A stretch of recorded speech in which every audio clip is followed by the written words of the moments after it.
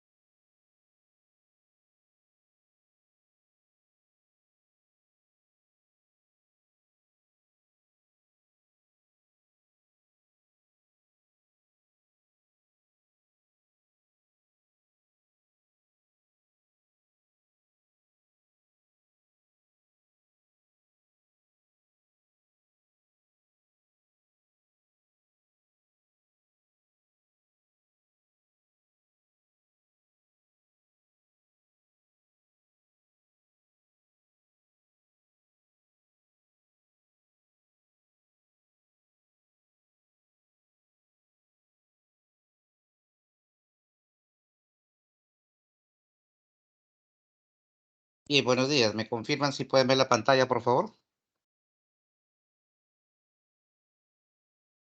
Sí se ve, doctor. Perfecto, estamos entonces a tiempo, vamos a iniciar la actividad del día de hoy.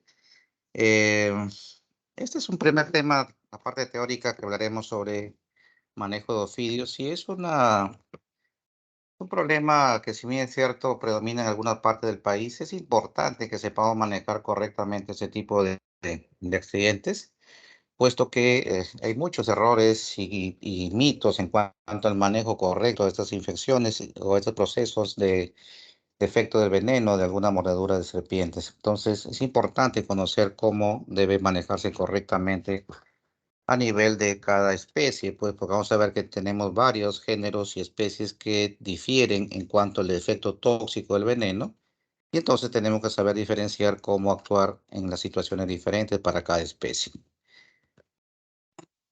Y entonces vamos a ver la agenda del día de hoy, que es lo que está ahí.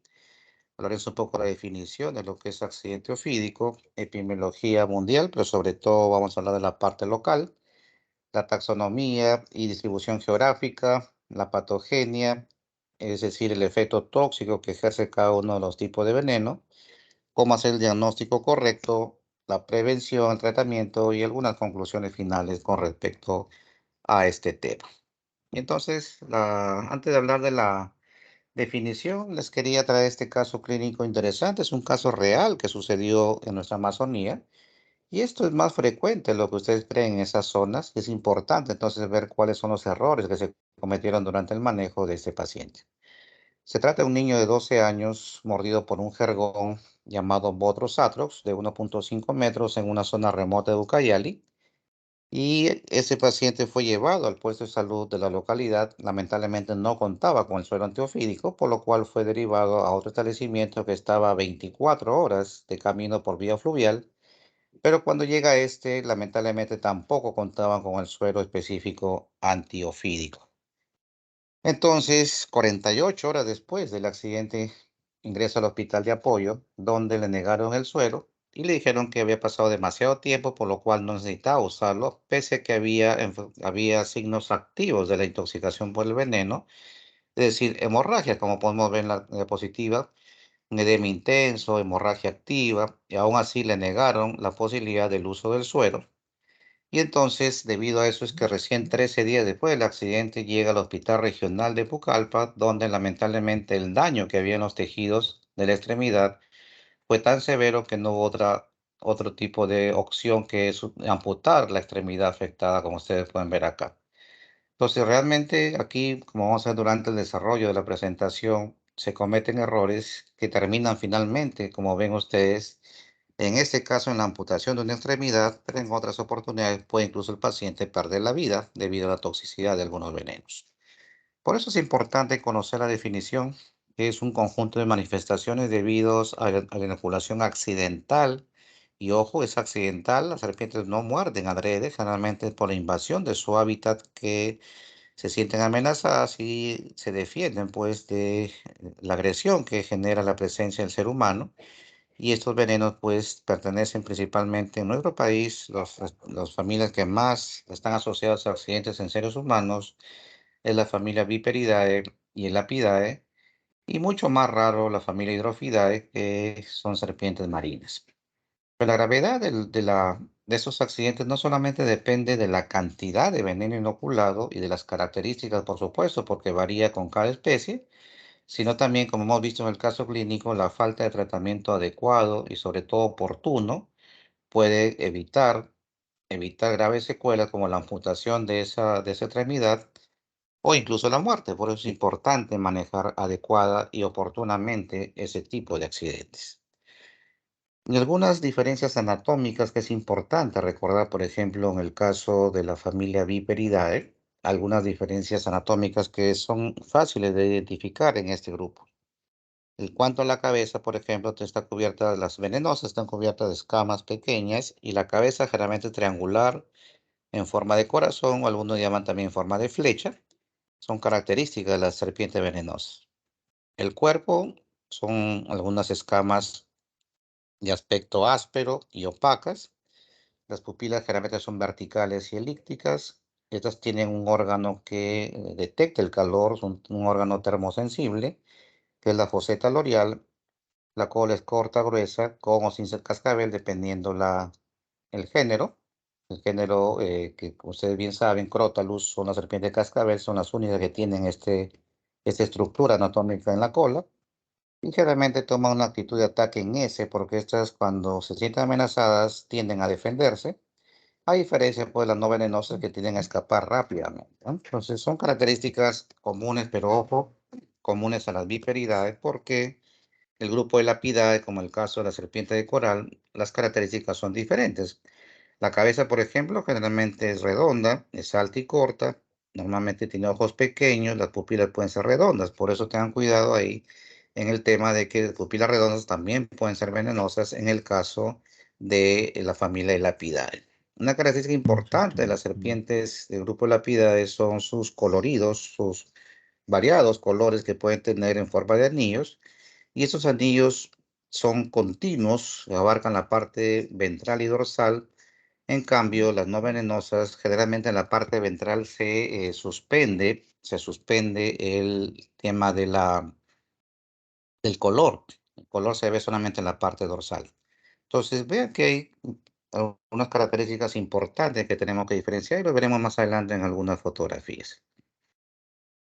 Un poco de datos epidemiológicos en el país es que se ha visto que la máximo estadística de casos de mordedura de serpientes se da entre los 800 y 2000 metros sobre el nivel del mar, siendo Loreto el departamento que más casos reporta de estos accidentes, pero el que produce mayor letalidad es el departamento de Amazonas. Entonces, en el grupo etario está entre 10 a 50 años, es importante eso, más frecuente en varones, en zonas rurales, en los meses lluviosos de noviembre a marzo. Y en el Perú existen varias especies ponzoñosas, de las cuales 9 son oriundas del país y la mayoría son producidas por el género Bothrops. Pero estos meses lluviosos es importante mencionar por qué aquí son más frecuentes los casos. Recordad que en los meses lluviosos en la selva hay crecientes en los ríos y por lo tanto hay desbordes. Y entonces, normalmente los roedores que están en estas zonas aledañas a los ríos se aproximan más hacia las zonas urbanas y las serpientes que se alimentan de esas, pues también lo hacen. Por lo tanto, en estos meses hay más posibilidad de contacto entre el ser humano y las serpientes venenosas, ¿no? Esa es la explicación por qué se da más frecuentemente en estos meses. Y vean esta clasificación o distribución mundial de casos, tanto de casos como de muertes por cada continente. Y vean que tenemos pues a nivel de América aproximadamente 4.000. Pueden apagar su micro, por favor.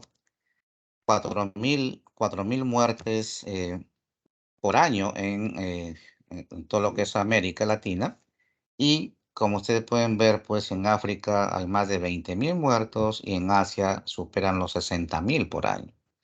Sin embargo, ven en Oceanía, en Australia, solamente se reporta un aproximado de 250 muertes. Y esto es poco que tiene una explicación razonable a pesar de que uno puede decir por qué hay tan pocas muertes si en este país existen las serpientes más tóxicas del mundo, ¿no? Aquí tenemos, por ejemplo, la taipán del interior, la serpiente tigre, la serpiente marrón, que son altamente tóxicas, pero que sin embargo hay pocos fallecidos debido a que el sistema de salud actúa rápidamente y entonces, pues al tener acceso rápido a los suelos específicos y un manejo adecuado, aún así, hay fallecidos al año, pero son bajos comparados con los demás continentes, ¿no? Esa es la explicación por qué un sistema de salud adecuado puede prevenir muchas muertes a nivel nacional y mundial.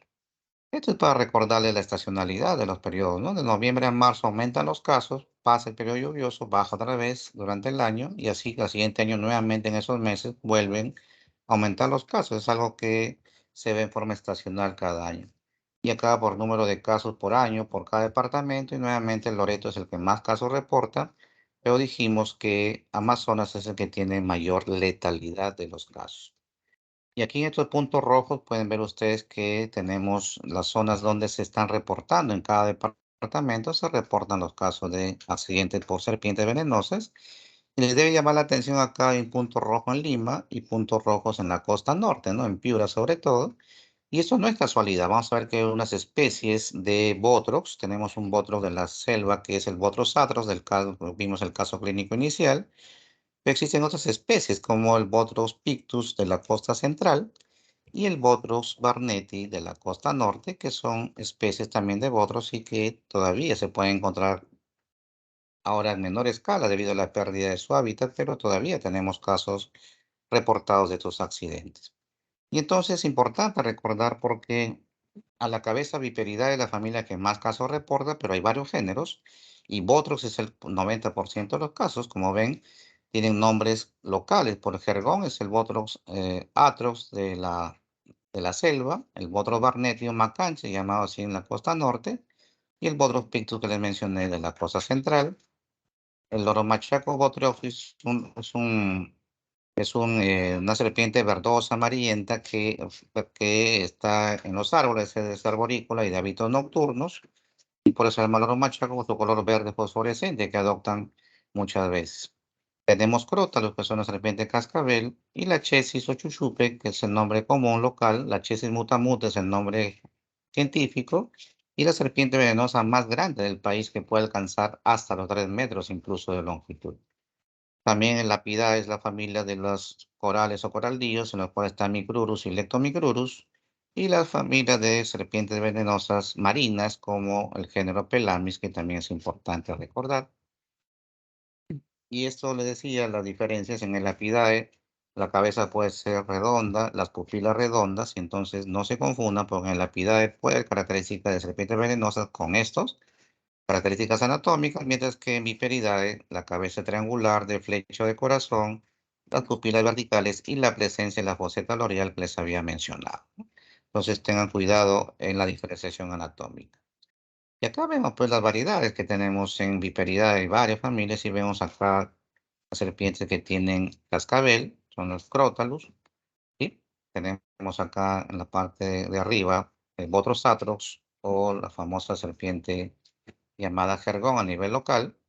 Y en el Apidae tenemos acá las serpientes de colores. Como vemos acá, tenemos a Micrurus y en la parte inferior al Lectomicrurus. Y ojo que estos colores son importantes porque algunos han asociado algún patrón específico de colores que llamamos el patrón rana. Rojo, amarillo, negro, amarillo son los colores que generalmente son venenosos, pero no siempre hay esta disposición, como el caso inferior, donde no tiene esa disposición y sin embargo también son venenosas. Por eso dejando llevar solamente por el patrón de colores no siempre es conveniente y todas serpientes tan coloridas como estas es mejor no manipularlas debido a la toxicidad y que pueden ser venenosas aun cuando no tengan ese patrón de colores que les había mencionado. También es importante mencionar acá el tema de las características de cada tipo de veneno. Como ustedes pueden ver, tenemos algunas sustancias que producen efecto neurotóxico, sobre todo el grupo de Lapidae, tienen un efecto anticolinesterasa, bloquean el receptor y entonces producen pues disminución de la respuesta de contracción y por lo tanto finalmente el efecto es de parálisis. Entonces todas las serpientes que producen, que tengan efecto neurotóxico son géneros que producen parálisis y que entonces van a originar pues riesgo de paro respiratorio. Por eso que siempre las serpientes venenosas de efecto neurotóxico se consideran siempre de posición grave, a diferencia de las otras que puede haber clasificación de leve, moderada o severa según el caso. Pero en las neurotóxicas siempre considera como exposición grave. Otras producen destrucción de tejido muscular, como el grupo Crotalus, ¿sí? Género Crotalus, las serpientes de cascabel tienen varios efectos tóxicos, pero una de ellas es destruir el tejido muscular, pues en necrosis del músculo, y es importante tener claro eso.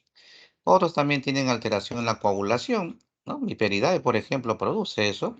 Y aquí hay que tener cuidado lo siguiente, porque muchos piensan que es un efecto anticoagulante, porque uno ve hemorragias rápidamente en la extremidad, pero es todo lo contrario. Más bien, el efecto del veneno es procoagulante, produce coágulos rápidamente y llega un momento en que, lamentablemente, ya por lo que llamamos una coagulopatía de consumo, se produce coagulopatía de consumo, entonces vamos a tener que evitar pues ese tipo de excesos de acumulación de coágulos y entonces lo que se va a producir acá es una coagulopatía de consumo y como consecuencia hemorragias. Por eso la importancia de tener claro ese efecto tóxico de ese procoagulante. Y acá lo podemos ver ya de una forma resumida, donde vemos que tanto el género Botrós y Portillo tiene efecto proteolítico, destruyen proteínas, tiene efecto procoagulante, vasculotóxica y nefrotóxica también. La chesis comparte los tres primeros efectos, pero también además tiene efecto vagal. Y Crotalus tiene efecto también los tres primeros, o los dos primeros comparten, es miotóxica, esto es lo que le decía, destruye el tejido muscular, nefrotóxica, además vasculotóxica. En cambio, Micrurus y Leptomicrurus es netamente neurotóxico, por eso la importancia de eso. Entonces ven acá cómo a nivel clínico hacemos la diferencia. Y eso es importante porque a veces uno no identifica la serpiente agresora, pero por el cuadro clínico puede orientar el diagnóstico de acuerdo a la geografía, la frecuencia. Vemos pues que si es en la selva y es mordido durante el día por una serpiente de 1 metro, 1,5 metros, marrón, marrón oscuro, pero sobre todo vemos una sintomatología importante a nivel de la extremidad, como ustedes pueden ver acá, edema, flictenas, quimosis, necrosis. Cuando hay una sintomatología local en la zona de la mordedura, generalmente estamos hablando de una exposición de accidente hipotrópico. Pero cuando tenemos manifestaciones neurológicas con esta tos palpebral bilateral, como ustedes pueden ver acá, eso es lo que se llama la facies neurotóxica de Rosenfeld, que se ve también en lo que son accidentes elapídicos, sobre todo en Micrurus y Leptomicrurus. Y entonces, por eso le decía que tenemos que clasificar. En botrópico vamos a ver manifestaciones leves, moderadas o severas o graves. Y como ustedes pueden ver acá, una característica importante del accidente botrópico es que siempre va a haber manifestaciones locales. A pesar de ser leve, siempre hay manifestaciones locales. En cambio, solo en la forma grave veremos pues trastornos en laboratorio y sobre todo complicaciones como hipotensión, shock, hemorragia. Mientras que en la forma leve, pues no hay ninguna manifestación sistémica, todo es local. Entonces, es la importancia de diferenciar clínicamente el accidente botrópico. En los crotálicos, pues el de cascabel, acá es al contrario. A nivel local hay mínimo efecto. Puede haber un ligero edema o parestesias, incluso en la forma grave, pero acá siempre va a haber manifestaciones sistémicas, ¿no? Sobre todo en la grave, con fase miasténica, con mialgias, con falla renal o incluso insuficiencia respiratoria. Entonces vean la diferencia, cómo es completamente distinto el accidente botrópico al crotálico. Pero esto es lo que les decía, cuando es un accidente por serpientes que tienen efectos neurotóxicos como la familia Lapidae, vean que no hay exposición leve o moderada, siempre deben considerarse como forma grave de presentación. Y esta es una complicación que es importante. Recuerda, este es un caso clínico de una paciente mía, una niña de 10 años sin antecedentes que fue mordida ignorante por una serpiente de grupo Botros. Presenta dos heridas punzantes y sangrantes en la cara lateral de la pierna derecha. Recibió oportunamente el suero antiofídico, sin embargo, el dolor intenso evoluciona, hay parestesias, hiperestesias, edema del miembro, salud, edema del miembro afectado hasta la ingle y pérdida de los pulsos tibiales con cambios isquémicos en dorso del pie. Esta descripción definitivamente es un síndrome compartimental, es una emergencia y siempre requiere manejo quirúrgico y esto se ve principalmente en el accidente botrópico, como hemos visto por las manifestaciones locales que produce esto. Entonces es importante ver clínicamente esa diferencia. Entonces, ¿cómo hago el diagnóstico? Accidente, el antecedente. Generalmente la mayoría, los pacientes reportan el accidente, la mordedura, pero otros no. Por ejemplo, las que salen de hábitos nocturnos, salen a caminar, por ahí rozaron una maleza, pensaron que se rozaron con una espina, alguna maleza, y sin embargo fue una mordedura de una serpiente arborícola, o a veces uno metió la mano en un tronco hueco, fue mordido, pero no vio el agente agresor. Entonces, eso es importante tener cuando se puede ver el antecedente de mordedura, ese dato siempre lo da el paciente o el familiar. La ubicación geográfica, por supuesto, nos obliga a saber más o menos qué especies son las que afectan principalmente a cada área geográfica. Sí podemos diferenciar e identificar a la serpiente, las características que nos dan de la descripción del mismo, podemos hacer la tipificación de la especie y también la localización de la herida y el síndrome, como hemos visto que la parte clínica tenemos que diferenciar claramente cuál es los síntomas y de acuerdo a eso asociar la probable especie agresora. Se puede hacer dosaje de anticuerpos para cada veneno, pero eso toma su tiempo, no están disponibles en todos los laboratorios, por lo tanto, es importante saber que eso se puede hacer solo a nivel hospitalario, porque como ven acá, la IgM recién a partir del segundo día empieza a hacerse detectable los anticuerpos y se detecta hasta los 20 días y la IgG recién a partir del décimo día y puede partir de los 80 días y esto pues obviamente no podemos retrasar el inicio de tratamiento del suero específico. Pero no solamente la serpiente inocula veneno, sino también inocula gérmenes en su cavidad oral. Tiene gérmenes como Morganella morgani, E. coli, Providencia, Streptococo, entre gérmenes aerobios y Enterobacter, sino también Clostridium y bacteroides entre los anaerobios. Por eso que requiere también antibiótico de amplio espectro. Como vemos acá, tenemos también algunas alteraciones en el laboratorio que se tiene que ver con botros, botrosis, portinomilachesis. Siempre en el hemora va a haber alteración en la forma del glóbulo rojo y del glóbulo blanco. A nivel de la coagulación va a haber alteración. Por supuesto, disminuye el tiempo de protrombina, disminuyen los factores, el factor 5 y el 8, plaquetopenia, por lo tanto se eleva el tiempo de coagulación y sangría. Si la mordura es por Crotalus, dijimos que destruye tejido muscular, por lo tanto el CPK total está elevado, DHL elevado, TGO elevado, se encuentra mioglobinemia y mioglobinuria, y por supuesto plaquetopenia también en la mayoría de los casos.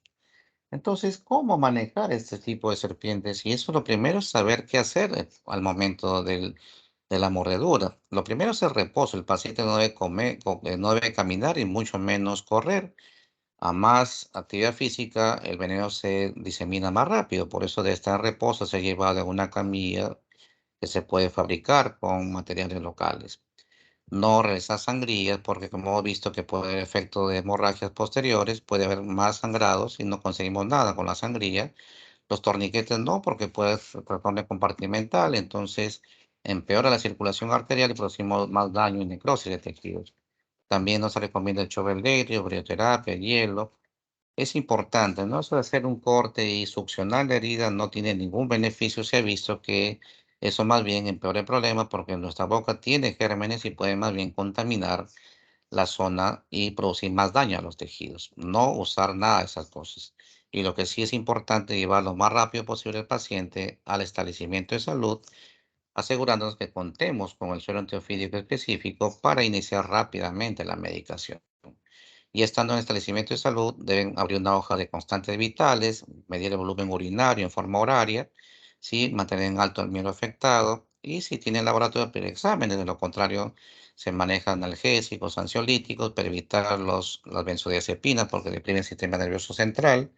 Hay que hacer una buena asepsia de la lesión, profilaxis antitetánica, de ser posible, una buena hidratación intravenosa, a veces requiere transfusión y como le decía, por los gérmenes que inoculan, también usar antibióticos de amplio espectro como amoxiclavulánico, ampicilina sulbactam o algunas combinaciones que puedan tener amplitud contra esos gérmenes. Aquí ponemos corticoides como dexametasona que se usa solamente en dos situaciones en presencia de síndrome compartimental, pero ojo, no para evitar o tratar esto, sino para retrasar, mientras que ustedes derivan a otro establecimiento de salud y podamos tener la seguridad que puede ser manejado por un traumatólogo o un cirujano que pueda hacer una fasciotomía masiva para descomprimir la extremidad, solo para eso. Y en caso de que haya alguna hipersensibilidad al suero antiofídico, que como vamos a ver, al ser sintetizado en suero de caballo, hay riesgo de anafilaxia en todos los casos y hay que vigilar siempre esa posibilidad. Porque este suero lo que hace, se inoculan pequeñas cantidades del veneno diluido en los caballos, en ellos se forman los anticuerpos, se les extraen del caballo y se sintetizan pues estas inmunoglobulinas para neutralizar las cantidades de veneno. Y esto es específico para cada uno de ellos. Algunos sugieren que se debe usar prueba de sensibilidad previo a la administración, otros sugieren dar antihistamínicos también antes de la inoculación. Lo que está claro es que debe ser la infusión lenta de 30 a 60 minutos. En adultos debe ser diluido en 500 mililitros de cloruro o dextrosa al 5%. Esto en adultos y en niños 100 a máximo 200 mililitros para poder hacer ese tipo de inoculación. De preferencia aplicada en la primera hora de ocurrido el accidente. Y esto es importante, ¿no? En la primera hora se supone que ya debe haber alguna manifestación local o sistémica, pero ojo, si después de una hora no hay ninguna manifestación ni local ni sistémica, probablemente se trató de una mordedura seca. ¿Qué significa eso? Mordedura seca significa que la serpiente, a pesar que era venenosa, mordió al paciente, pero no inoculó veneno. Y eso pasa principalmente en las serpientes adultas, porque las, mientras que las serpientes que son crías no tienen la capacidad de controlar eso. Siempre inoculan veneno, por eso que la mordedura de las crías puede ser más peligrosa que una adulta que sí puede controlar y puede decidir si inocula o no veneno durante la mordedura. Eso es importante. Entonces, vamos a ver que existen varios sueros que tenemos y que nuestro país produce en el Instituto Nacional de Salud. Tenemos el suero antibotrópico polivalente, que se usa para varios géneros, entre ellos botros y botrioxis. El anticrotálico, que es el sismo no valente, solamente para crótalos o serpiente de cascabel. Y el suero antilachésico monovalente, solamente para la mutamuta o chuchu. Y esas son, vean como el suero antibotrópico polivalente viene en color verde, tiene cobertura para todos los grupos Botrox y Botrioxis. El de color amarillo es antilachésico solamente para serpiente cascabel, perdón, para la chesis mutamuta o chuchupe. Y en rojo el anticrotálico para serpiente cascabel que tenemos en nuestra Amazonía, sobre todo en ceja de selva de Puno, en la zona de Sandia, es donde podemos encontrar sobre todo el tema de serpiente cascabel dentro del país. Lamentablemente, todos esos tres sueros son, como ustedes ven, vienen ya en forma líquida y esas requieren cadena de frío, requieren refrigeración adecuada para su mantenimiento y en otros establecimientos de la selva, pues en puestos donde no hay energía eléctrica, es poco probable que se pueda mantener correctamente estos sueros. Y eso es lo que preocupa. Por eso es que la alternativa es esta, el suero liofilizado que viene en polvo con diluyente. Este se puede mantener a temperatura ambiente y esto es el que ustedes deben solicitar en caso hagan sus ceros en la selva. Y hay casos en la zona donde va a trabajar, hay casos de este tipo de mordeduras. Tengan este tipo de suero porque no requiere estar refrigerado y lo van a usar en el momento que lo necesiten. Y es polivalente, también combate otros botrioxis, como ustedes pueden ver. Es más cara su producción, pero es necesario pues en esos centros donde el retraso del tratamiento puede evitar la muerte, pues si ustedes logran oportunamente em, administrar el suero al paciente mordido. Entonces vean cómo vemos acá el suero antiofídico polivalente y cuál es la dosis y cómo se usa. Entonces podemos ver acá en Botrox, está ahí leve, moderado, grave, más o menos cada ampolla tiene un promedio de 100 miligramos y entonces vemos acá que en la forma leve puede ser una sola ampolla subcutáneo o en la forma moderada una ampolla subcutánea más una intravenosa y en la grave una subcutánea y tres intravenosas. En la archesis, como es normalmente es una serpiente grande, entre 1,5 a 3 ampollas siempre, un crotálico igual. En el apídico generalmente son pequeñas y requieren una o una ampolla y media, pero lamentablemente el suero para micrurus no tenemos disponible en el país. Generalmente lo importamos de Brasil y ese es un problema porque muchas veces pues no está disponible. Lo bueno es que es raro ese tipo de accidentes, pero cuando suceden es grave. Como hemos visto, todas las que son neurotóxicas son graves, requieren cuidados intensivos, ventilación mecánica muchas veces, y entonces eso es lo que aumenta el riesgo de muerte en los pacientes. Importante. Como le dije, el Perú produce sueros antiofídicos. Tenemos en INS la producción de varios sueros, lo que les he mencionado, menos el de Micrurus, que actualmente no está disponible como producción local. Ya lo mencioné, cómo se debe utilizar en niños de 100 a 200, en adultos en 500, pues el cloruro al 9 por mil o dextrosa al 5%. Se empieza el goteo lento y se va aumentando progresivamente la velocidad de infusión, si es que evidenciamos que no hay ninguna reacción adversa durante la infusión. Lo importante acá es el tema de empezar el tratamiento lo más precoz posible, sobre todo con los venenos neurotóxicos como el Crotalus y Micrurus. Requieren que rápidamente iniciemos eso porque una vez que el veneno se fija en los receptores de acetilcolina, entonces va a ser difícil que pueda revertirse el efecto del paro respiratorio. Por eso es importante ser precoces con ese tipo de accidentes. Obviamente, como les dije que se produce pues a nivel de suero de caballo, puede haber riesgo de anafilaxia, fiebre, escalofríos, náuseas, puede broncoespasmo, shock anafiláctico incluso. Por eso lo importante de actuar con precaución tener siempre ahí a la mano pues su adrenalina, su hidrocortisona, porque puede haber riesgo de algún tipo de reacción adversa seria. Y eso es importante estar preparados ante esa posibilidad. Y este es el manejo quirúrgico del síndrome compartimental, como les decía, porque no es sencillo y siempre, ojo, siempre es quirúrgico. El corticoide retrasa un poco el efecto hasta que ustedes puedan derivarlo a otro establecimiento de salud. Vean cómo tenemos una extremidad que empieza a dermatizar, se empieza a ver signos de isquemia y se ve pues compresión de los tejidos y entonces se procede a la fasciotomía masiva. Como ustedes pueden ver acá, se descomprime, se hace un corte longitudinal en la fascia, se saca todo el tejido necrótico posible. Luego entra su sistema de MOVAC en val vacío, que es presión negativa y va absorbiendo los líquidos, los fluidos. Cuando está limpia la lesión, vemos como ya no hay evidencia de infección. Se empieza a hacer las cirugías, los colgajos, ¿no? Ustedes pueden ver todo lo que viene en la fase reconstructiva, hasta que finalmente la extremidad cicatriza, queda con un montón de cicatrices, es cierto, pero salvan la extremidad. Si no se hace esto, el paciente termina perdiendo la extremidad irremediablemente. Entonces, es importante que ustedes tengan claro eso, ese manejo correcto. Entonces, ¿cómo podemos prevenirlo? Porque sí es posible prevenir. Si están en una zona donde hay estos accidentes, evitar caminar descalzo, de preferencia si están en la selva, usar botas hasta la rodilla, ¿sí? Evitar ingresar a zonas oscuras, cuando mencionan vegetación, no introducir las manos en árboles huecos, en piedras, en malezas. En la selva, generalmente las casas las construyen sobre altillos, justamente para evitar las serpientes o animales rastreros, no deambular por zonas de riesgo, sobre todo durante la noche, donde puede haber también contacto con este tipo de pacientes o de, perdón, de serpientes de hábitos nocturnos, donde podemos tener ese contacto con ese tipo de animales. Entonces, importante en la conclusión es que el tratamiento oportuno y adecuado puede evitar la muerte y sobre todo disminuir la severidad de las secuelas con la amputación, que sería pues un grave impacto en un paciente que está en edad económicamente activa. Entonces es importante prevenir las secuelas. También educar a la población para brindar los primeros auxilios en forma adecuada y sobre todo llevarlo rápido al establecimiento de salud para evitar las complicaciones que les he mencionado. La administración del suero antiponzoñoso debe ser considerada y eso es importante, a pesar que ya haya pasado más de una hora, si hay evidencia de daño o actividad del veneno, se debe inocular de todas maneras a pesar del tiempo transcurrido y eso no se hizo en el caso clínico inicial y por eso el niño terminó perdiendo el miembro superior izquierdo. También recordar que siempre el síndrome compartimental es indicativo de manejo quirúrgico, no lo olviden.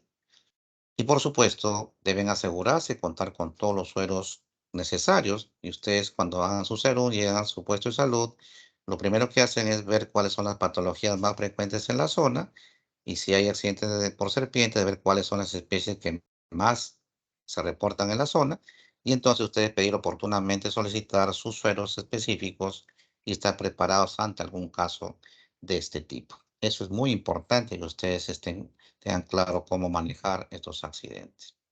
Bien, pasemos a la ronda de preguntas, por favor. Supongo que debe haber varias. Y entonces es importante aclararlas en este momento. Por favor, si hubiese alguna pregunta que podamos aclarar en este momento, podemos hacerlo.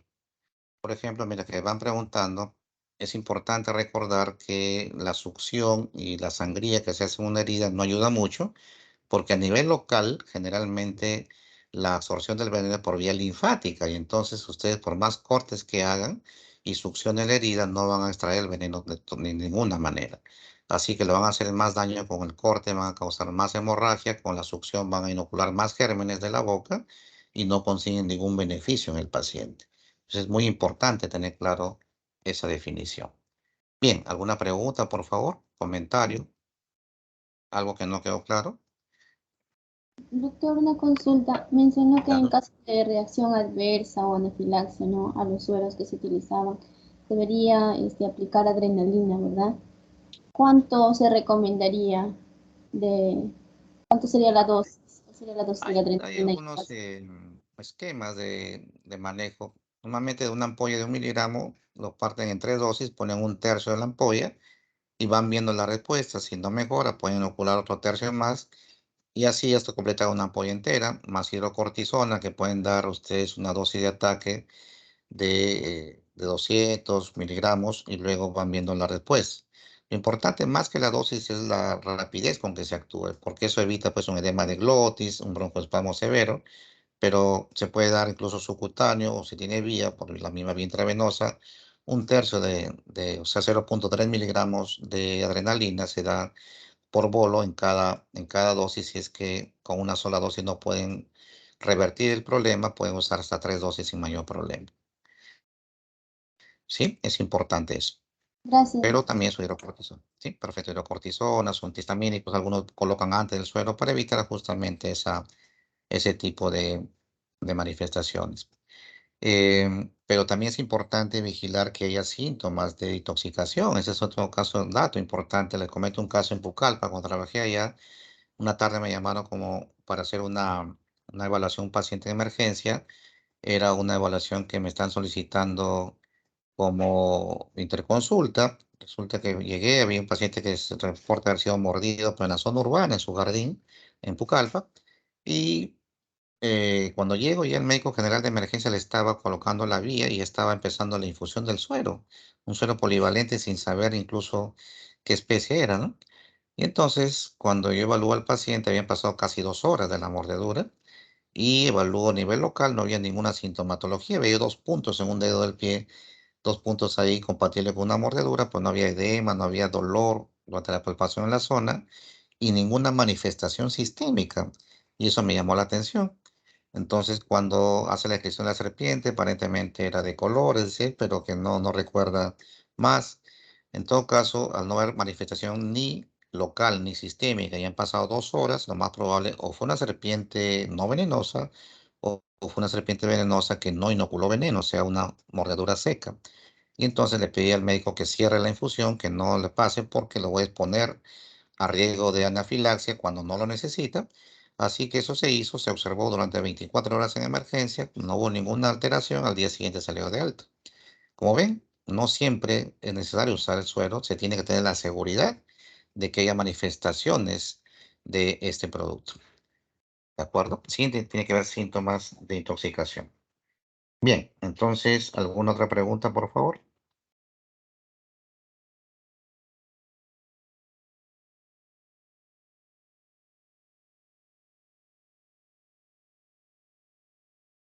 ¿No más preguntas?